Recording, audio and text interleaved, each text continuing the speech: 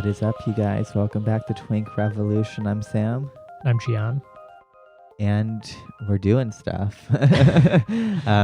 We just launched our online magazine. Is that what we're gonna call it? Yeah, I think that's the term we're going to. Somebody else used that term to describe it, and it felt a little self-aggrandizing if we said it, but Yeah. somebody else called it that, so I think we're allowed. Yeah, we have up on our website, twinkrev.com. Yep. We started publishing because we're building an empire. We're grifting our way to the top, baby. Hell yeah. Yeah, there's some really fun stuff up there now. It's been good. It's not just us as well. We have lots of guest writers, paid guest writers. We're not exploiting their labor. We are, but like not in a way that's profitable, as it turns out. Yeah, we're not only making for the clout. We're not making money. So yeah, I don't know. Sam wrote something about Queer Eye. Yeah, I wrote a piece on Queer Eye's new season, and I did a class analysis, which sounds really boring, but it's really good. I think. I ended up doing some punch-ups, but mostly just like strengthening the dunks on the Queer Eye people because they're awful. If you've listened to us, you know we are not fans of, especially like Jonathan Van Ness, but like the whole Queer Eye group. But yeah, check that out. We have, what else do we have? Oh, there's a person named River Page who wrote an article called "Getting DP'd in the Age of Loneliness," which is it's a fun one. It's very provocative. Yeah. In terms of it's trying to sort of, I guess, connect something about like modern alienation and loneliness. Yeah. With the rise of sort of polyamory and like polyamorous identity. Yeah. And it's a good one. You got a lot of shares. Yeah, no, people are seem to be enjoying it. No, so anyway, that's a good one.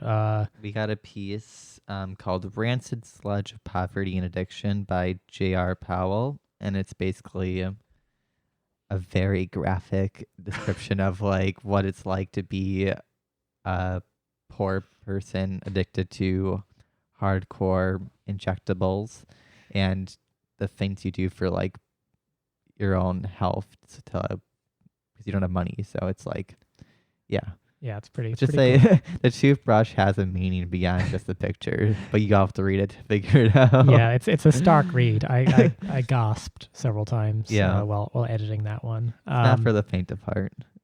And then it's funny for all of that. There's a lot more up there, and there's a lot more coming. We're excited, but the one that seemed to make people the absolute maddest It's your piece. was I wrote an article called J.K. Rowling and the Sorcerer's Brainworms, which for context, there's a stupid Harry Potter podcast called Harry Potter and the Sacred Text, where these like two just like lib as hell Soy face. Harvard, extremely soy face, Harvard Divinity School master's graduates have for the last like 7 glorious years been doing this like moral philosophy filtered through the universe of Harry Potter. So they sort of like are all like, yeah, let's, what is Hermione's rejection of Ron tell us about interpersonal relationships and like consent or something. It's just horrendous. And I'll fairly say, like, I sort of freely criticize this, having only heard snippets of it. I could not sit through a whole episode. It wasn't going to happen. No, you love yourself. That's emotional labor right there to listen to that dreadful garbage. Yeah. Garbage. so anyway, I thought I was being terribly arch and clever by trying to use the same analysis of like overly close reading of Harry Potter in order to try and explain why the fuck liberals love Harry Potter so much and are like dying on the J.K. Rowling hill over and over again every time she's an edgelord on Twitter. So yeah. Anyway, it's a fun one, and that one made people mad. Turns out Harry Potter fans much more militant and rabid than Queer Eye fans or polyamory fans or I don't know, heroin I don't fans. think any Queer Eye fans follow us though, and I purposely did not share that one on my Facebook because I knew so many did. And I'm like, I'm not dealing with that. We also have a Patreon We just launched it, like the official one. Get the grift going, baby. So just type in Twink Revolution Podcast. You'll find us. Yeah, We have patreon.com/twinkrev. we have 3 different tiers, and before you're all like, oh no, they're becoming professional, like PMC, like left grifters, and it's like, actually, For one, we already were, and two, I'm a worker, thank you. Well, kind of ish. I don't really have a job right now. But also it's for the writers and stuff because we're paying them, so we want to make it sustainable and long lasting. So if you feel like supporting us for the pod and the Gaylog series and our new online magazine, become a patron, and we have some little special perks. And yeah, we'll just be posting nudes constantly for patrons. That's, I think, the only perk we're offering. yeah, it's just like endless whole pics. Yeah.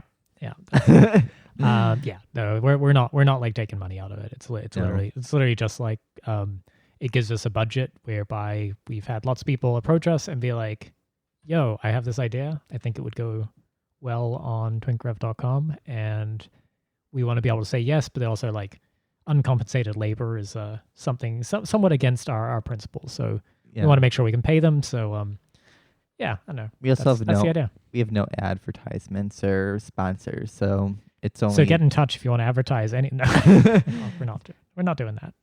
This is still fundamentally a hobby. Except politics should never be a hobby. No, I mean podcasting is a hobby. Yeah. But anyway, we're super proud of the magazine and how it looks. I think it's like it's coming together nicely, and there's a lot of cool stuff coming up that'll make people mad. There's some RuPaul stuff. I'm doing lots of Pride. Tel Aviv Pride one. Yep. That'll go great. It's okay. I've written on like other topics that like have just upset people because they have anything to do with Jewish people or circumcision. Yeah. It'll go great. But it is, sorry. So enough of our I think we've chewed up a comfortable 10 minutes there with self-promotion, but you're all like, shut the fuck up already and talk about things. I don't care. That's not what we came here for. We came here for whole pics. Which you have to go to patreon.com/twinkrev. Write it down. So it is Pride Month, in spite of everything else going on. And I think collectively everyone has made the pretty sensible decision to just sort of ignore the fact that it is theoretically Pride Month. Like nobody gives a shit. There's a lot more at stake right now than like that. Yeah. But the U.S. government is not feeling the pride either. No, they're not. The Trump administration sent a 35-page like document to the Justice Department, which is kind of ironic, to the Supreme Court to get them to take a case because a Catholic adoption agency signed a contract that said they had to give adopted children to gay people, and they don't want to do that because it's against their religion. Yeah. So was this in Philadelphia? I can't remember. Yeah. So the city, which has responsibility for adoptions, apparently contracted it out to a Catholic adoption agency with the terms of the contract stating that they weren't allowed to discriminate on the basis of couples being LGBT, basically. And they decided they did want to. The city tried to terminate the contract on the basis that they were essentially in violation, and they sued. And then that sort of would be like ho-hum, whatever. Private contracts in the marketplace or whatever. Yeah. Don't give a shit. Except, the Justice Department then filed this enormous brief about like the massive religious threat. So it's kind of buck wild. Yeah. I just love, like, that seems like a very like Philadelphia, Pennsylvania thing to like lease it out to like a Catholic adoption. I think that's common. I think I wouldn't be surprised to learn that's like almost universal. Yeah. Catholic Church, is so good at caring for children and their well-being. They're famous for that. Yeah. I hear the priests are really like good with them. Good standard of care. I don't know. I know we'll talk about this a little bit more, but I did think one of the more interesting things about this is like people's conception of cities and the agencies that they pay money to Yeah. and contract to provide services. Yeah. And like, I know we might want it to be otherwise, but this is all governed by market logic. Totally. And so the idea that the city cannot essentially like sign a contract with essentially a company. The fact that it's a fucking church, like who cares? It's basically like city signs contract with a vendor to provision services on their behalf, funded by taxpayers, and administered by the city. And then the city decides like, yo, you're not doing your job. Can you think, are there any other agencies contracted by cities that like might not be fulfilling their roles very well right now that like cities might like, I don't know, want to have some control over or something? I can't think what else might be going on right now. No, everything works perfectly in America. I don't know what you're talking about.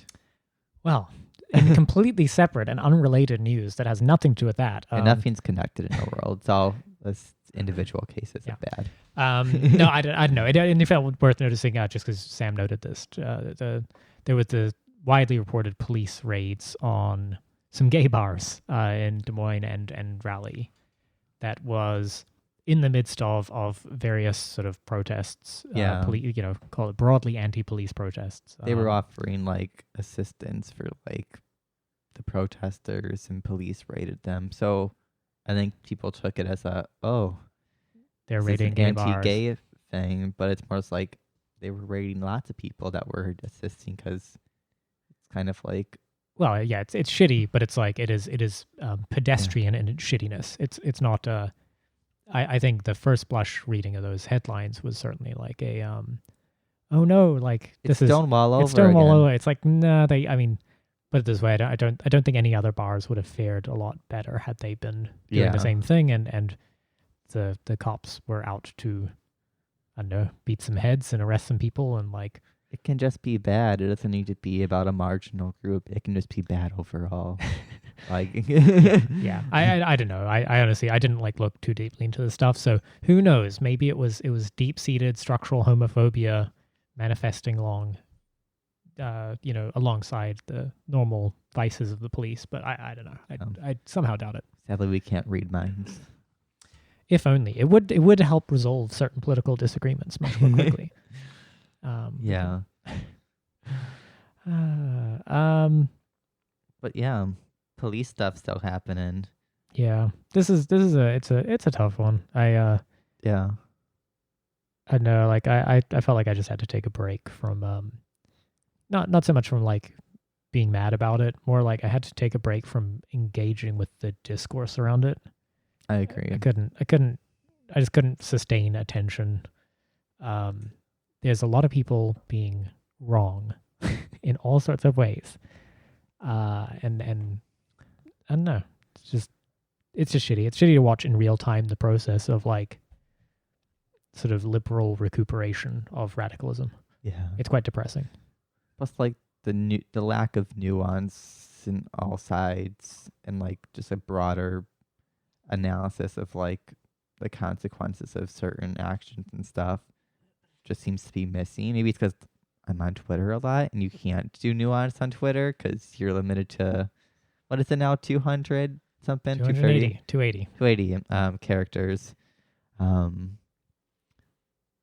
we're gonna explore that a little bit. Yeah, I mean, I think there's a lot going on.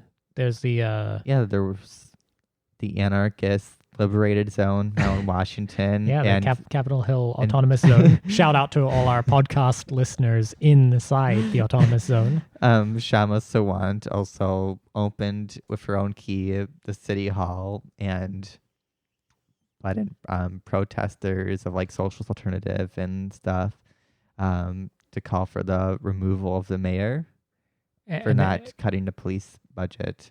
Well, and then there was a widely circulated video of somebody accusing her of like playing politics. Oh, totally. Or centering her own voice and like ignoring the racial aspects or something, or using it to win over voters or something. And I think this is sort of the confounding factor in all of this is if you want to understand what's going on, it would be tempting to say, gee, all of these people are kind of doing similar things, right? There are many people who are going and protesting in the streets right now. The mistake is to imagine that, like, even any two people who are currently undertaking certain actions agree with each other about what they're trying to accomplish, Yeah. why they're there, who the enemy is, et cetera, et cetera. But, like, it's fine. You can paper over a lot with, I don't know, like a shared understanding or a shared sense of purpose or some damn good slogans, and that's fine. That's all. I think that's like often how the constituencies of political movements are built, right? It's around kind of the most tenuous and fragile of common understandings. Yeah. But it does feel worth trying to tease out like what some of the big camps are and what these demands are. People using slogans like abolish the police or defund the police. And it turns out many people don't have shared understandings of actually what those might mean. Yeah, especially because of the Minneapolis city council majority want to vote for defunding or abolishing the police, and then have a very vague analysis of like what they want to replace it with. Just like from my understanding, maybe it's changed, but one of the people went on the news and she didn't really tell us what was replacing it, which is like, I think you kind of need to know what you want to replace it with before you just say, let's get rid of this thing. Well, and yeah, and it's not even to say that it is, that these people are wrong for demanding this and that they don't necessarily have a plan. The problem is that if you're trying to think about like how do you build a sort of just broad power, and not like a club for sort of your set of people who just share your exact political commitments. If you are, say, a member of the city council in Minneapolis going on primetime news and being asked, what was it like? If it's if a burglar breaks into my house at night, who do I call? And then the city councilwoman replies, "Well, that's just our privilege." Yeah, I hear that a lot, and that's just privilege. It's, to me, it just, I don't know. We'll delve into it, but it just came across as like alienating to a lot of people. Right. It's like people do. There's a way to say that, maybe if that is your sincere position of like, well, some people don't get to call the police because that wouldn't be helpful to them or something. But literally, just like when asked a fairly straightforward question about the implementation of a policy, I feel like one should have a better answer than breaking out the privilege discourse. It just turns out like everyone's like, what? It came across as like shooting down, like it's like, oh, some people don't have health care, so no one gets health care because some people don't have the luxury. Like she may not meant it that way, but that's like what it could come across. Well, that logic, logic applies exactly, and it's once again, you have to think a little bit about, you don't have to cater to the political commitments of normies, but you at least have to kind of know how to like not spook them too badly. Yeah. And I do think when somebody asks a straightforward question about like, how will my life look different under this? Yeah. An abstract fear I have is somebody breaking into my house at night, and currently I pick up the phone and I call the police when that happens. What do I do instead? And being told you're racist for asking that question, which is what a lot of people hear when they hear the privilege discourse broken out, right? It's not always intended that way, but like that's what people hear. Yeah. You are evading a straightforward question that should be simple to answer. Especially in a political and media sphere, which makes people, for one, overestimate the amount of like crime that they think is going on, and they worry that there's like rapists and pedophiles and like sex traffickers everywhere, and It's like you have to quell if those like serious concerns, maybe they're not right, and you can have that discussion, but like just saying, oh, it's privilege, like that's not an effective strategy if this is your genuine goal, which I'm not refuting. It's like it could be a good thing to do, I don't know, but you need to actually deal with this in a way that's not just like shaming people having these questions and concerns. Right. It's a simple question. It's a reasonable question. Yeah. And you can either attack the substance of the question and say, well, you're wrong, and actually you are overestimating the dangers and the number of situations you'll find yourself in where you would want to call the police, and that would be helpful to you, or you have some other satisfactory answer, Yeah. which kind of takes us to the reformers, Yeah. So there's which they would say, you call the police still, and they turn up, but they're just better. They're just Yeah. better police. there's no systemic change in any way. It's more just small shifts. It's things like, I don't know, removing like qualified immunity or getting rid of like chokehold bans, which a lot of cities have done and they still have them.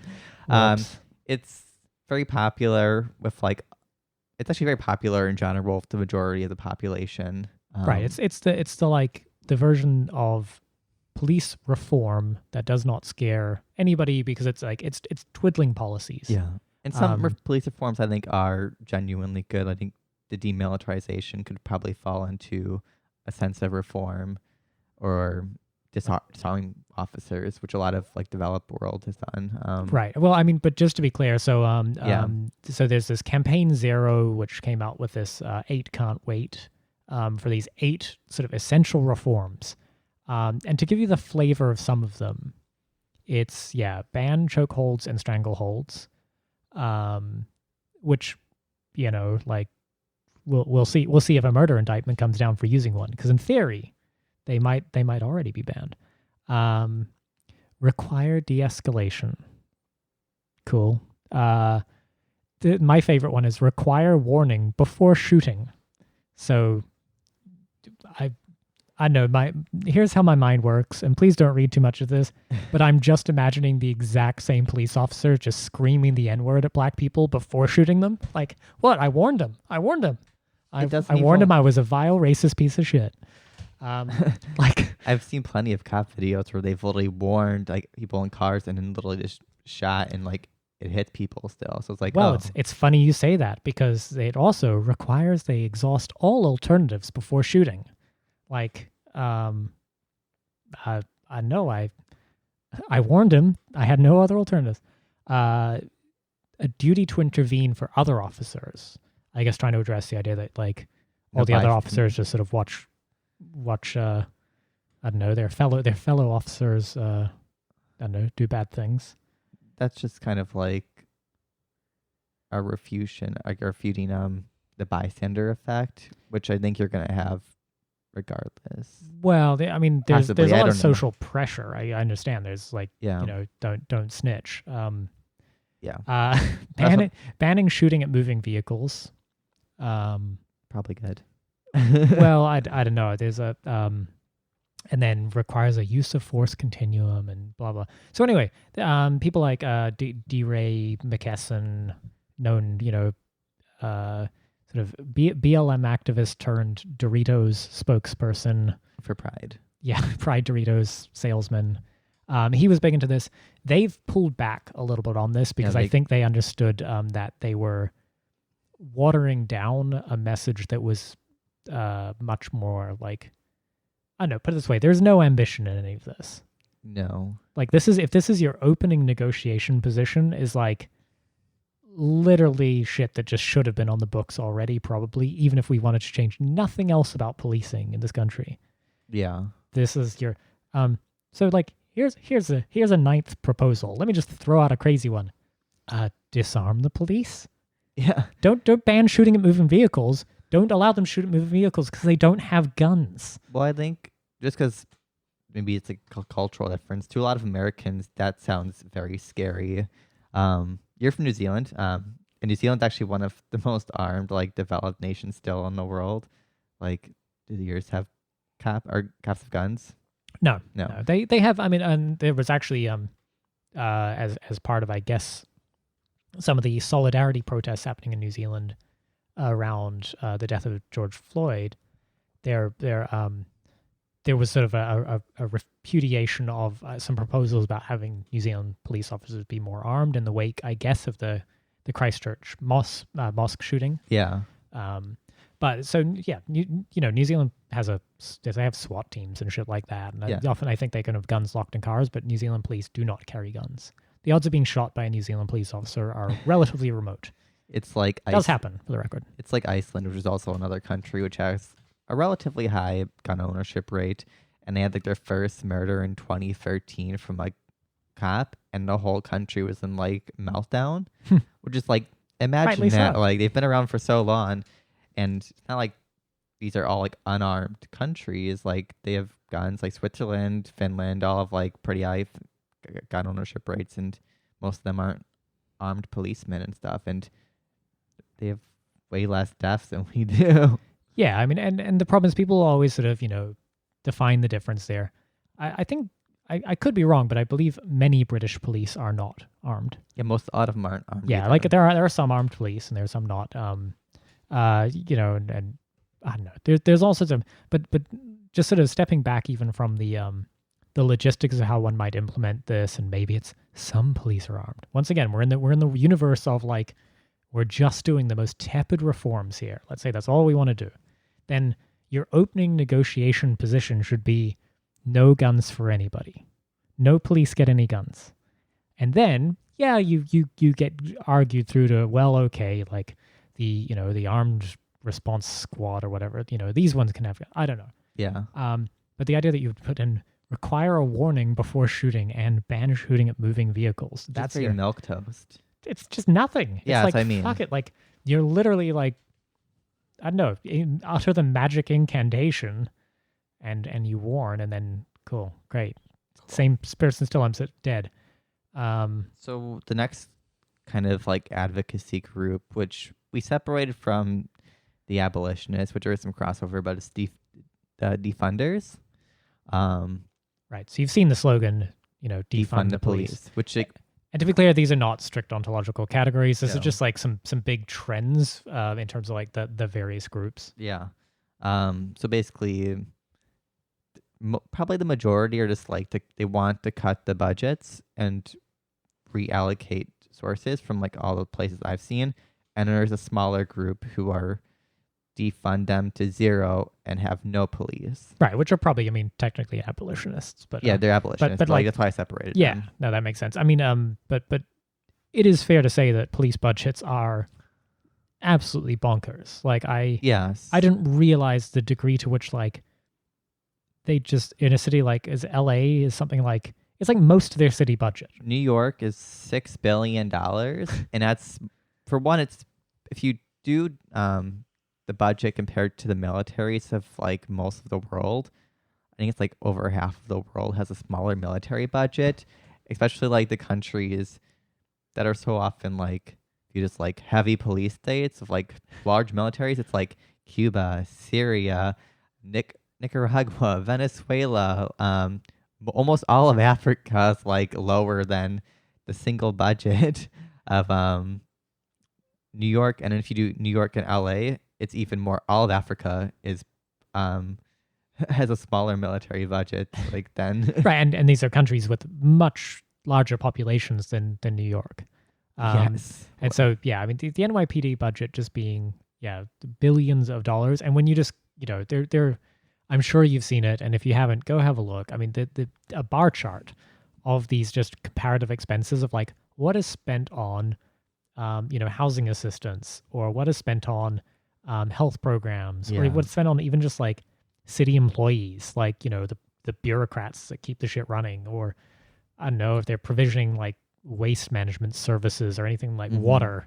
Like it's all just dwarfed by literally just fucking Yeah. cops. Like that's literally what you're paying for. I think it's also really important to point out another reason the huge discrepancy between military budget, I'm saying police budgets that are like 50% or more of city budgets is that cities aren't spending money on anything else. Like really, they're not spending on like building public housing or building infrastructure, improving education. Instead, they just rely on the police to clean up all the problems caused by the lack of universal basic needs provisions and proper infrastructure. Like it's like the easy, it's probably the cheaper route for them is to just have the police deal with like the homeless people and people like using heroin on the streets and stuff versus like giving them houses and giving them like medical care to treat them of like their drug addiction.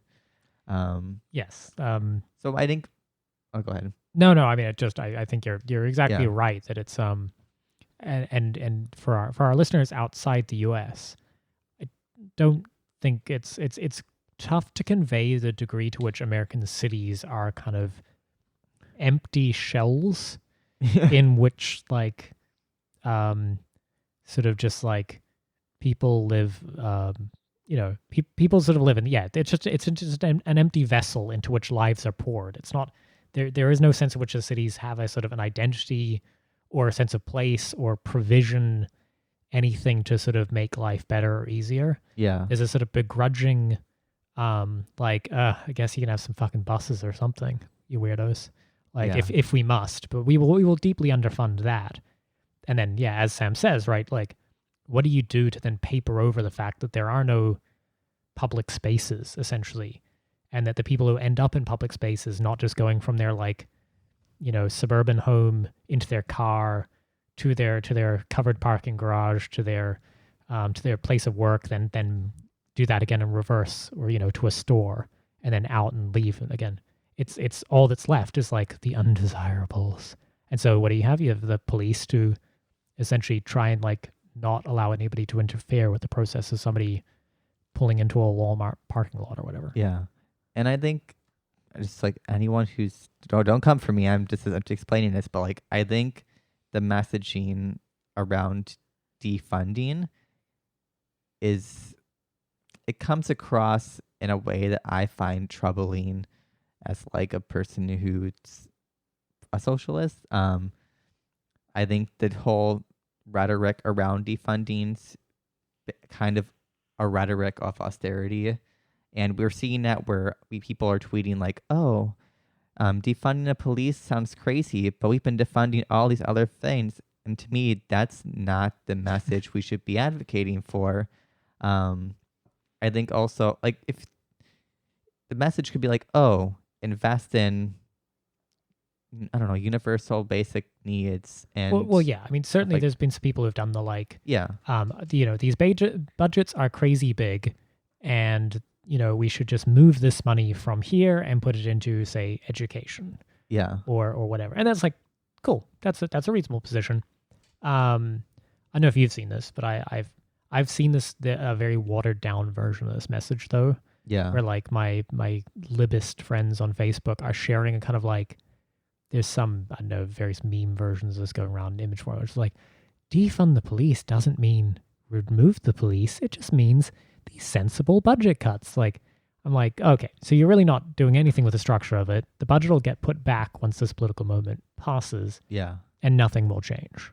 And so fuck you. I think also the issue is it's limiting yourself to the confined budgets of city budgets and state budgets, when the reality is none of these like people are paying fucking taxes. Like, maybe the reason all these budgets look so like disconfigured is because we're not charging the people who own like the capital and means of production enough to fund the services that we need, which will reduce overall like incidents of like police violence and stuff. Like, I think the European model, because like no city has like completely defunded all of their police, to my knowledge, but places like, I don't know, the Netherlands, this is not police, but it's prisons, invest a lot in infrastructure and their people and healthcare and education, and are not shutting down prisons because of like a prison abolition campaign. They're just shutting them down because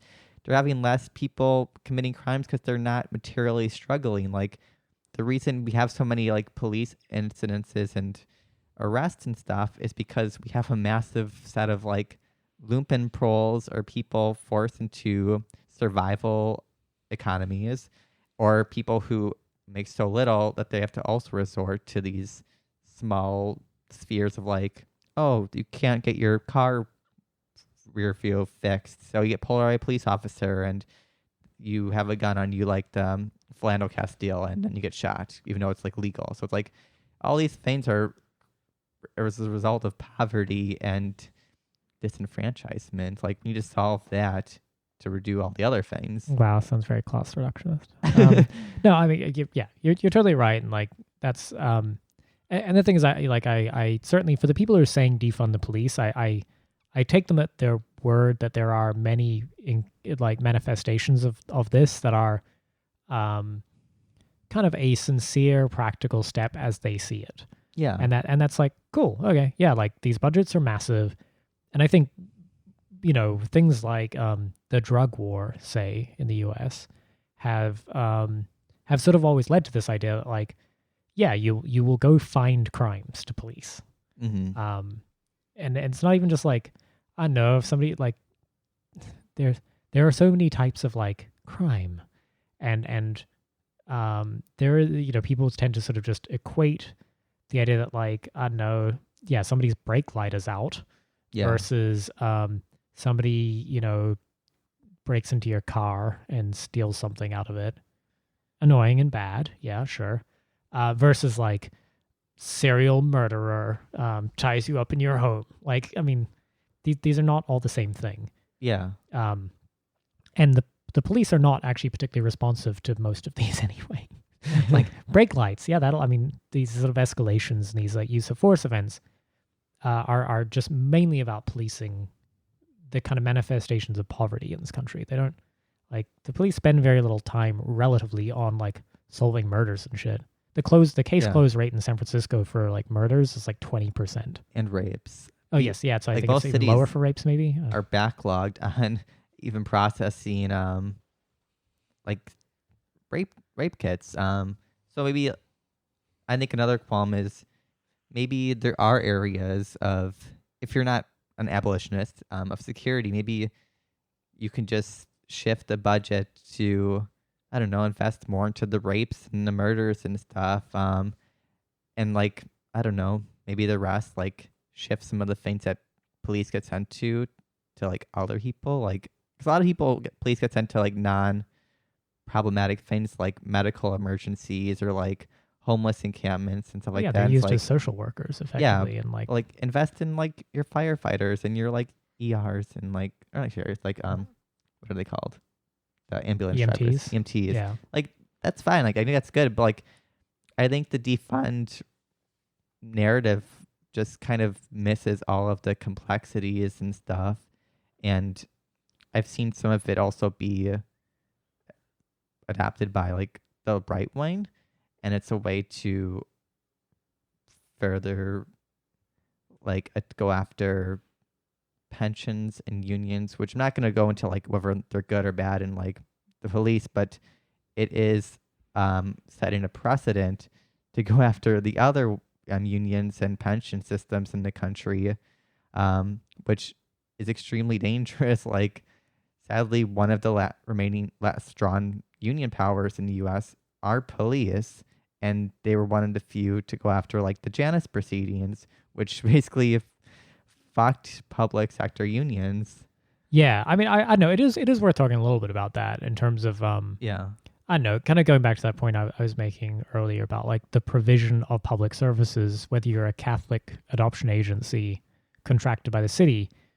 I mean, defund is a, you're fucking with the money, right? And you're doing this kind of within a market logic. And the problem is that all of it kind of grants the premise that the service is essential and necessary. Yeah. Which the problem is that's a popular position. Most people believe that. And the reason why these police budgets always sort of grow unbounded is that it's a popular thing for mayors and city councilors or whatever to do. Like saying we're just going to put more police in your neighborhood or maybe in somebody's adjacent neighborhood is overwhelmingly a popular political position. It's also like hyper reactionary because I think a lot of it's just like not actually looking into the needs of the people, but instead just like what we've been doing and what the interest groups want. Solve symptoms. Like if there's like, I don't know, 15,000 rape kits in like a police precinct not being tested, and I don't know, all the roads are fine, but we keep giving money to roads. Why would you do that? Like give that money to the police precinct to like test the rape kits. Like this is what at least like like I think a political system should work for, like, is suiting the needs of everyone. Well, yeah, based on, there should at least be some, like, if we're going to exist inside sort of the logic of market capitalism, yeah, we should at least apply it and say, yeah, what is the cost benefit analysis on this? Like, what are we getting for our money here? where's the efficiency? Yeah, like come on, yeah, where's the ruthless efficiency of capitalism? We get some fucking corporate overlords to go like downsize that shit. And so the problem is these budgets sort of expand infinitely, but I do think when people start talking about going after the police unions, which are scummy and horrible, but thankfully they're kind of not our problem. And this is where like I think there's a subtlety that is lost on people. I don't know, like if fucking I don't know what's I'm trying to think of a unionized industry in the US. Ha ha ha ha ha. Nurses. Yeah, no, a little less public benefit. I don't know, steel workers. Let's go with that. Sure. Just as an example. So let's say that American Military Contractor Steel Incorporated, some company that does bad things, and donates all their money to right-wing regimes and builds money for weapons that especially kill children or something. So if you're sort of a consumer of their goods, you might go after them as an economic boycott. You don't actually have to talk about the fact that that's a unionized shop, and the union in that sense, like, whatever. If we have no use for those goods, and then we actually don't need to fuck with the relationship between that employer and a union. Yeah. Similarly, like we didn't have to abolish the blacksmiths union in order to get rid of blacksmiths. We just got rid of fucking horses. Yeah. And so like as a means of transport. So I do think like going after the unions is just a little bit feeble, because the thing is what you're really talking about is a kind of a contractual or service relationship between the city, to whom you pay taxes or whatever, and the city turns around and says, cool, I think that we are to provision is public safety, and we're going to basically just farm that out by giving a fuck ton of money to the police department. Mm-hmm. Right. So that's the relation to fuck with. Like you say, thank you, we do not require your services in this way anymore. And you will not be paid to police in this way anymore because we don't want it. I think like you don't actually have to fuck with the specific police, because the problem is the go after the union is going after it's just a few bad apples. And the problem is the union's protecting the bad apples. It's like, no, that's not the problem. It's that we don't want this service provisioned in this way. It's like you're fucking getting rid of Comcast or something because it's shitty. It's also, I think so many people have been doing tweets about like, oh, if I did this at my job, I'd be fired right away. That's because none of you have unions. It's the same thing with like teachers. Like teachers are another example of where unions are readily attacked because there's like a few bad apples of like, I don't know, like sexual misconduct or something, and they get put on like off leave. But like unions are only strong because they protect the interests of all their workers. Right.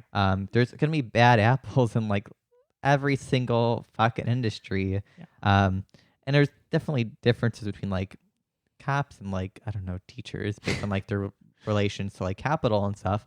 But like in the US like system, they all have like connections, and like what happens to those unions happens to all the other unions. It's not like you can choose one, not the other, especially like when the political system is so fucked and both Dems and Republicans basically serve a similar interests. Like, and that's, I think that's exactly right. It's you don't have to like police unions. You don't have to think they're good. You don't have to work with them. I don't like police. No, no, I'm just saying police unions. Yeah. I'm saying police unions, yes, shitty, gross, slimy.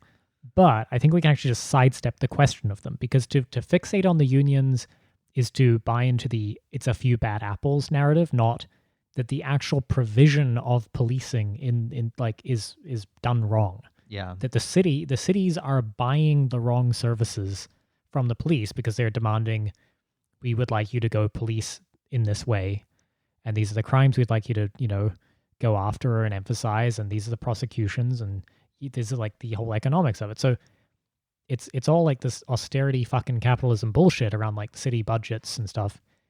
Fine, go attack it there. just ignore the specific employment conditions of individual police officers, because we don't give a fuck, because they will become surplus to requirements if you win the actual fight, which is getting the city to not contract the police department to provide the bad things we don't want them to provide. They're currently being paid to provide those services, and you are paying for it. Yeah. Stop that. There's also a legitimate concern, because if you cut them below the actual need in whatever system you work in, you might just get the city government to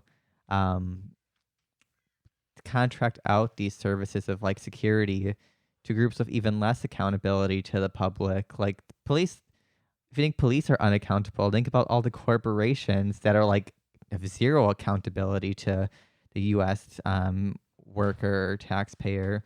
Like City of Chicago just paid $1.2 million to private security to deter looting. Like we have zero accountability as like people that pay taxes and live in these communities over a private corporation, because they're people now. At least with police, like there's this semblant idea of like we sort of have accountability, and like there is depending on where you are, like there's certain measures to like do that, but there's zero accountability over a company that's not under jurisdiction of the government, and like I don't know, the people running the government don't have insight into what's happening in a private affair. Yeah, like, no, I think that's exactly right. It's horrible. Yeah, no, and that's about that. The logic there, right, is to say no, the services being provided by police are still required, and we still want them. Yeah. That's what the city is, hearing from its constituents, or the city believes for whatever reason. And so like, well, we shouldn't use police to do it because apparently they're bad or something. But so let's just hand over millions of dollars to this like weird private security company. Great. That sounds like we've really improved things there. People also don't realize how many private police and security forces there are in the U.S. I remember when I was a libertarian, one of the stats was like, and there's more private security officers than there's actual public police officials or police officers. And going back, I'm like, that's horrifying. That's like millions of police and security officials, most of whom have guns, very little security or like accountability, like running all these spaces. And it's like, I don't want that. I want fucking private services. I want public services running everything. Right. And yeah, so sorry, just so we cannot be misinterpreted. So defund the police, cool. It's unfortunately a slogan that can be misdirected into a bunch of weird, horrible places. I think like if it were me trying to persuade somebody, who was skeptical that defund the police is the right position among these many options, then I would certainly be saying like, yes, like let's look at the city budget. Let's shift those funds to things like EMTs, firefighters, social workers, public housing, all that stuff. Like, cool. Okay. Like, great. That's an approach. And, it would probably have many of the intended effects here, which is dealing with, say, like over policing, the burden of which ends up often racialized or on like very specific racialized communities, et cetera, et cetera. Which takes us to, the next group, which is the abolitionists, right? The ones who are saying, reduce the police budget to zero and replace them with nothing. Maybe. Well, I don't know. I think that's a little vague, right? The 8 to abolition, which is the first one, that's kind of like the counter to the 8 can't wait. It says in there they don't want to replace with any other version of policing system, including community policing, which they find to be problematic as well. They do mention private policing as well as being an issue. Do you want to read off what their points are? Yeah, I mean, so it's defund the police, demilitarize communities, remove police from schools. I can fuck with that one for sure. That's like get them the fuck out. Free people from jails and prisons. These are the slogans. They do have more. There's more like written behind these. I'm just getting the slogans out. Repeal laws that criminalize survival. Invest in community self-governance. Provide safe housing for everyone, and invest in care, not cops. Which, okay, so I mean, in some sense, that is a version, and there's going to be all sorts of subtlety to this, and I don't want to like accidentally paraphrase someone else's position poorly. Yeah. But some of what we were talking about, or what I was just saying before about like, let's take that massive police budget, and with it we'll do a bunch of other things that, you know, are we consider more productive ways to achieve similar ends. So let's attack those fucking rich people and start getting the services we all deserve. Like, Well, which I think that demand Yeah. might be sort of embedded in there. I don't remember seeing an increase in tax, but I could be wrong. They could say that. You almost don't need to, though. Yeah. I genuinely think these budgets are so obscene that if you simply shifted them to just about anything else that actually had a sort of public interest, as Yeah. opposed to policing the policing people's lives, Well, it's like you probably would get better. it's like if outcomes. San Francisco or Oakland shifted their police budgets for like sweeping homeless encampments like every week. They could just put that into like public housing or like, I don't know, homeless assistance networks or something. Yeah, so all sorts of supportive living arrangements. There's all sorts of like, interventions that don't have to be heavy-handed and backed by the threat of force. It can just be like, hey, here's a set of services you can draw upon that might actually long-term improve your situation. Like, But no, you just have like pay cops overtime to go bully people Yeah. who are like already living in horrible conditions. like this is probably the thing that people misinterpret on like Twitter, but like I agree of like vast majority of all this shit. But I think the way to shift the need and budgets of police is we need to shift the way we treat these crimes to begin with, which they probably agree with. I just don't think the rhetoric displays that to people who have no idea what like police abolition or like it's thing with like prison abolition. Like I get what they're saying, and they probably have lots of things I probably agree with, but to like a normal person, that comes across as, oh, you want to let like I don't know, Jeffrey Dahmer out of prison, because like they're not gonna look it up, like they don't know. To most people, it sounds really scary, and I think there's better ways to interpret these ideas, which we mostly generally agree on to a certain extent.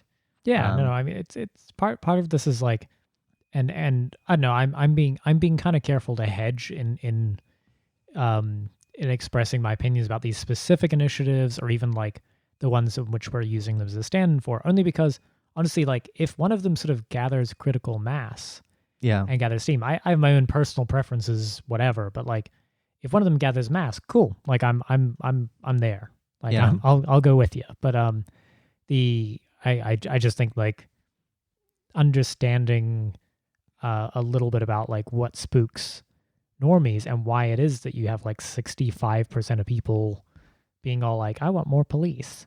Like Yeah. how do you know, and that like think about the disconnect that exists in the world where there are people who, from the perspective of that 65% of people who live in, you know, safe communities and are worried about like cats getting stuck in trees, and this imaginary like scary people that are going to break into their house and, you know, ravage their wives or whatever. There was a That's like the being able to communicate to those people what outcome you want is sort of important, because the problem is the everyone else, we don't get a say. yeah. It's not that's not who the mayors and the city council is listening to. They're not listening to us. No.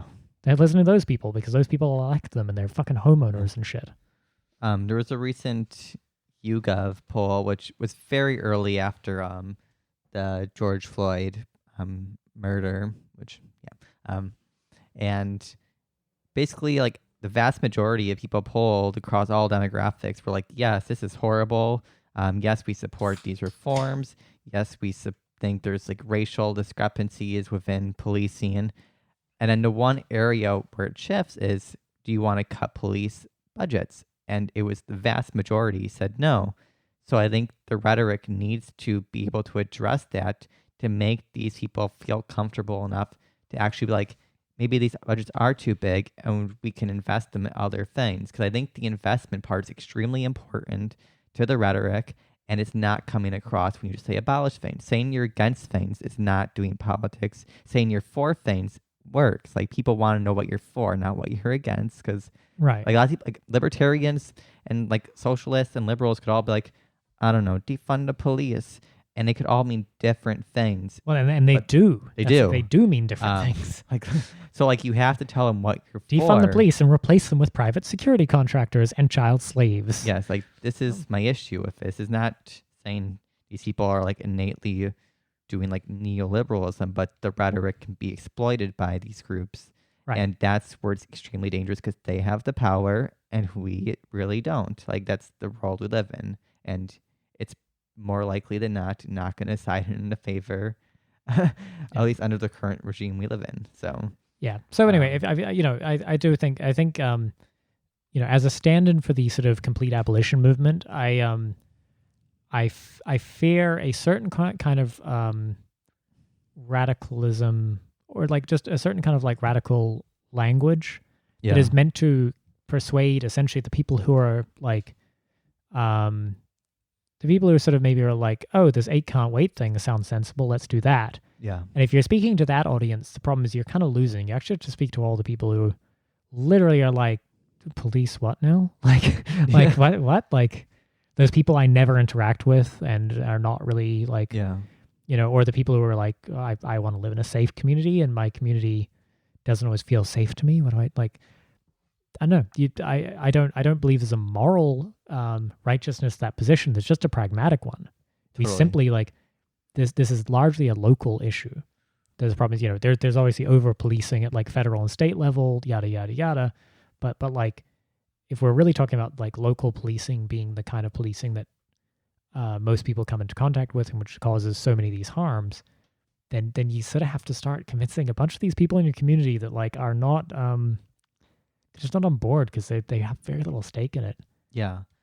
And I think just to like as an example, the city of Camden, New Jersey, did a sort of like abolishment of their police department. They completely eradicated it and replaced it with like a county-wide sort of like policing thing. But it passed by the rhetoric of like abolition. And what happened was, for one, they destroyed the union. They massively cut the police officers' pay. And they had doubled the number of police officers in this community. And they also massively introduced surveillance technology, which like scanned people's licenses and stuff. So they would know when like people of like high risk were in certain areas. And like, sure, it apparently did reduce, but like, is that the way you want to reduce crime? I don't. Like, I don't want a surveillance state with like double the police officers. And the reason it's so shitty is because like there's a lot of empty buildings which harbored crime. There's really dirty alleyways which made it hard to collect evidence. And there's like a massive it was it's like one of the poorest places in the country, and they didn't do anything to stop that. They just added more police and surveillance, and that's not the way to help people if you're like of the left, I think. Yeah, no, that's the complexity of all of this is I know there are friends of ours who I think are looking on at this very cynically and saying like, wow, all these corporations support like this, these BLM protests and shit like that, and like Yeah. that's a sign that's bad. And I don't buy that, because I think No. there are various reasons why corporations will hitch onto any social movement that has, is of its moment. But there is this process of recuperation, right? In terms of like the co-opting of a kind of a radical energy into just like, how do we bolster the exact same power structures all over again? And so, that example of like, yes, you can take a message like abolish the police and you can very quickly co-opt it into, how do we just do the police again, but cheaper and more? Like, think of it this way. For the first few days, it was like targeting like the city governments, most of whom were run by like Democrats. And then it became hijacked by a certain group to like shift the blame to a Trump administration when Right. police are not under jurisdiction of Trump. They're under jurisdiction of the cities.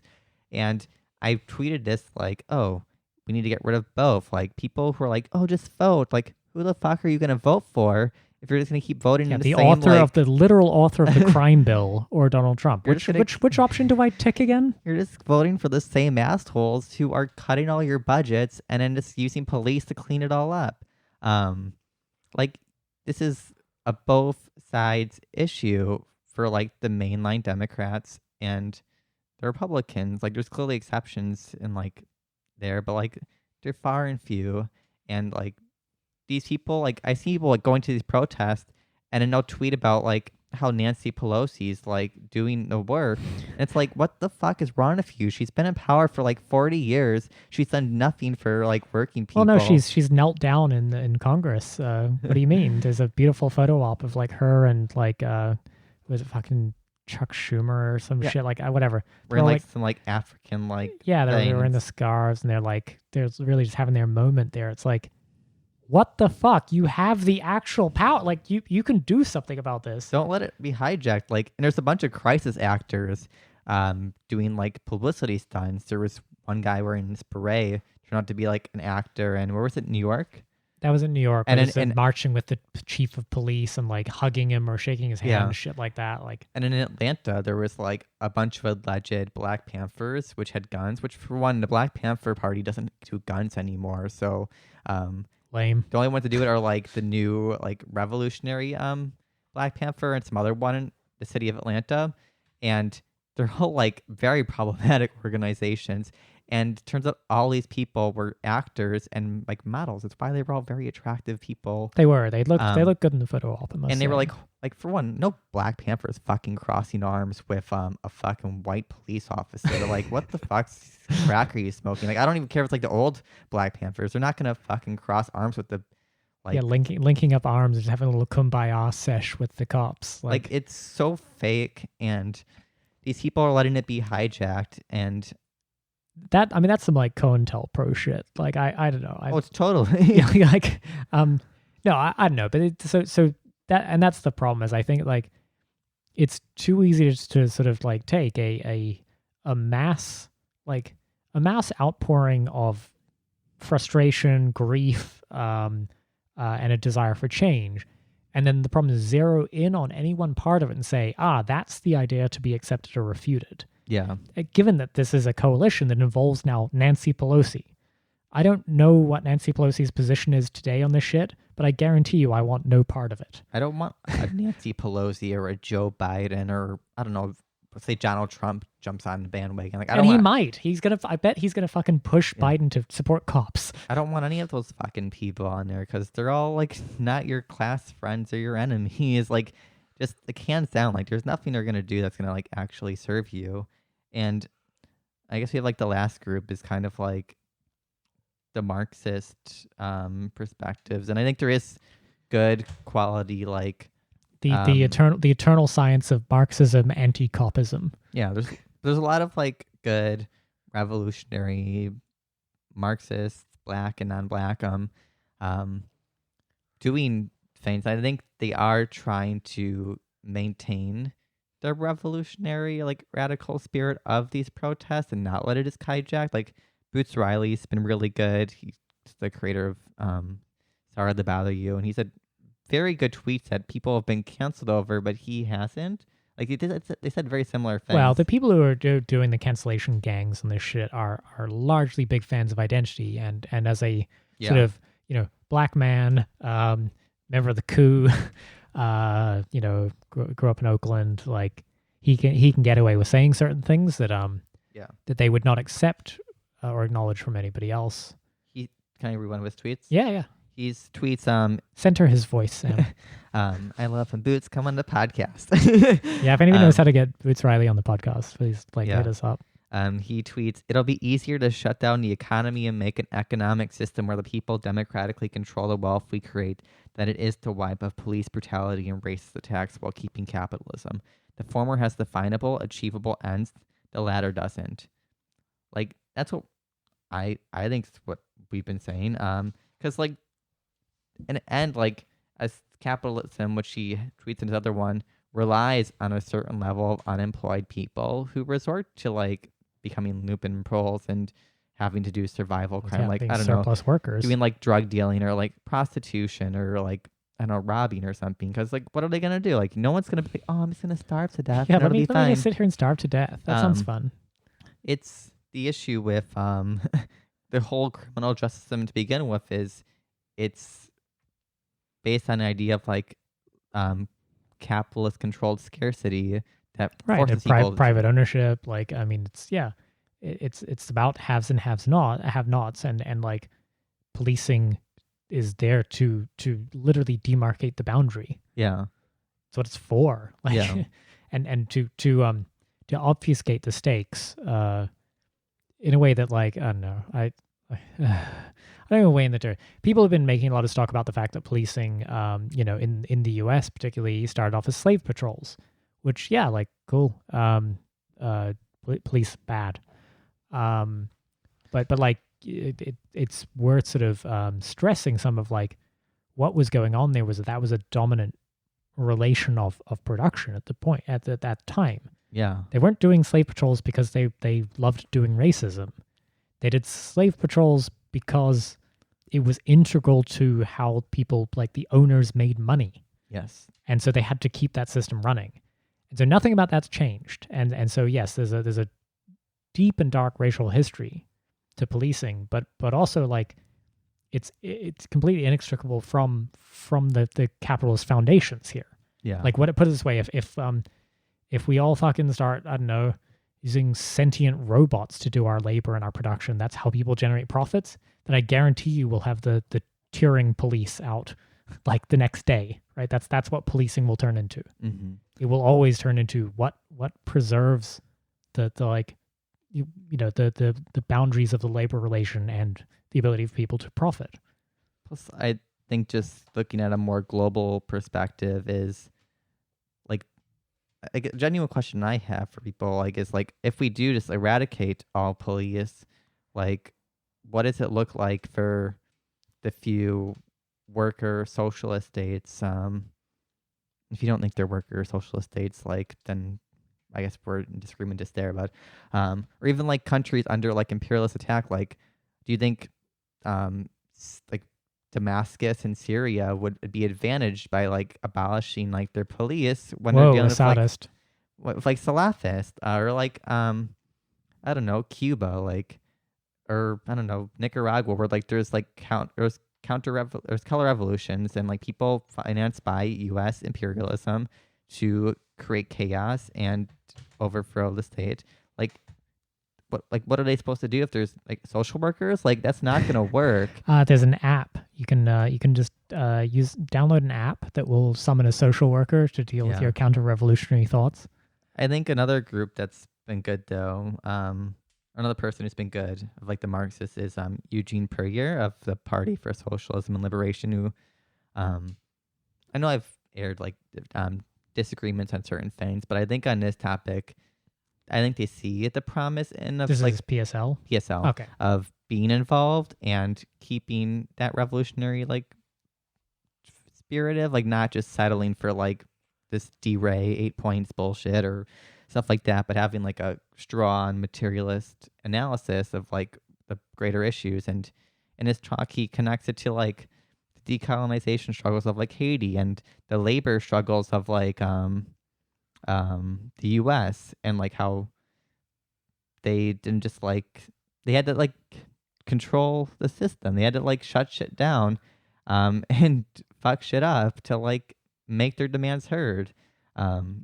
He doesn't ever say like abolish the police. I haven't found a single PSL fin that's abolish it, but instead they're like, the issue is capitalism. The issue is who controls the system that we're all under, and we need to change that. Like, it's a much more holistic, like, Marxist framework of like the issues at play. Like, it's not reactionary. It's well, I mean, I no disrespect to the comrades who have occupied Capitol Hill in Seattle and turned it into an autonomous zone, but like, as a thought experiment, what if they had occupied a bread factory? Yeah. Just as a thought experiment, what does it mean to occupy 6 blocks of a trendy neighborhood in Seattle and the Capitol building versus what would it mean to take control of a factory that can produce food, say. Yeah. What would you be able to do with your control of that is different from what you can do with a sort of symbolic camping trip? Totally. And like, you know, good on them or whatever, but this is fundamentally like where you have to sort of throw something in the gears. You got to disrupt shit. Like, well, yeah, you have like to disrupt down a the factory material. hurts the people. That Not even are, shutting. I'm saying run a factory. or run a factory. I'm Sure. saying if you're building a beautiful little community, but then tweeting out like, please bring food and phone chargers, versus we got all the food we want, bitch. Like, Yeah. you know, we own a factory and we will learn how to operate this factory and we will teach others to operate this factory. Yeah. And somebody else can take over another factory. Like, I know that's revolutionary LARPing in a different way, but like, holy shit, it has a rather different connotation than simply to do a camp out in a city. It also is like, I don't know, one is just like,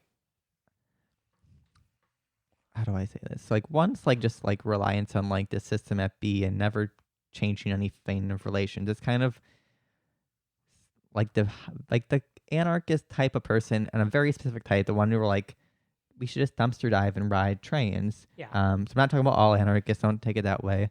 Versus like, I don't know, people taking over the means of production, a socialist perspective, and using it to help support your cause, your revolutionary cause, if it's what's the goal? Like, right. Taking over a building that is sort of just a symbol of power. You've done nothing to disrupt the actual power structure. Especially when it's a person in power who did it for you. Yeah, well, the fact that it was unlocked by a member of the city council or whatever is one. But yeah, I mean, versus like, what is the actual revolutionary potential unlocked by literally taking over some ability to produce things? Yeah. You are suddenly saying, wait, we don't have to buy this specific good anymore. Yeah. This, whatever it is, if it's, call it bread only because, some Kropotkin or something. But like, if it's, let's say it's, I'm sure there's a flour mill or a bread mill, a bakery. Yeah. And if you seize that particular means of production, you've actually done something that, well, for one, would invite a more brutal response, but also there's just that at scale turns into actual power. Taking a Capitol building, like, don't worry, the fucking city council are meeting on Zoom anyway. Yeah. They're not meeting in that building. You've not disrupted or inconvenienced them in the slightest. They don't even know it's probably fucking happening until they open Twitter and they're like, oh, wow, did they take over the building? That's weird. Yeah. Well, so fucking hell. I think so many people, primarily of like a certain PMC liberal perspective, are critical of people who have the audacity to mention like class or workers during the protests, but these are interlocked issues. Why do you think black people are being like murdered? Like, they're the lumpen proles and they're like mostly like workers. Like, it's not Oprah and like, I don't know, Kanye West being shot and stuff. It's people and like, it's people who have no other fucking options and like have to live in conditions that they shouldn't have to live in. It's people in like downtown Chicago where like they shut down like 20 schools, or in like Harlem where they're privatizing education, or I don't know, like East Oakland, right? Yeah. Where it's like West Oakland, sorry. I'm bad at direction. But like, these are the areas, and they're all workers. Like, the way to build power is by unifying all of the workers, because all of these things are combined. Like, you're not going to win by having a split between, I don't know, the white workers and the black workers. That's what racism did. That's what the whole point of it was. Like, to leave out class, which people like Boots Riley and Eugene Puryear did not do. Instead, they point this out as a way to build solidarity and power, and then you deal with all the other like issues. Like, right, and that's the problem is that when you say that, it is people hear some idea that you're denying the existence of like actual racial oppression and actual like racialized violence and all sorts of things, but like the you actually don't even have to agree on the diagnosis. Let's say that were true. Let's say you were denying the existence of these things. Yeah. The diagnosis would still lead you to the same place, which is to say that you must dramatically somehow reform the relations of the people without money and power to capital, because that's the fucking thing that's getting a lot of people killed. Yeah. Because the police are on the streets in order to police that relation. Yeah. And some of those cops are personally racist, and maybe that leads them to have itchy trigger fingers and all that sort of shit. So you can tie it back to the bad apples narrative if you want. The personally racist cops, yeah, they're fucking bad. And they are bad apples. And the entire fucking system is rotten because it exists in service of basically keeping a certain like relation to production running because it's very profitable. Yeah. And so I don't know. Yeah, trying to tease these issues apart is really frustrating because it sounds like you're trying to contradict a narrative that is very precious and that some people have a lot of stock in.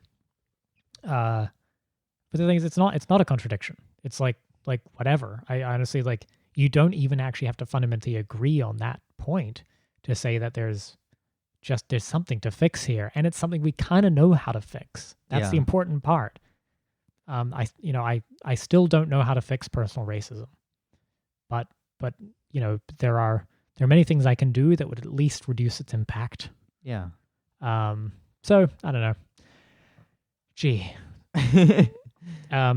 We were going to talk about Philly DSA, but I think I just want to sidestep that one gently. Yeah. Yeah. If you're not on Twitter, you don't know what this is.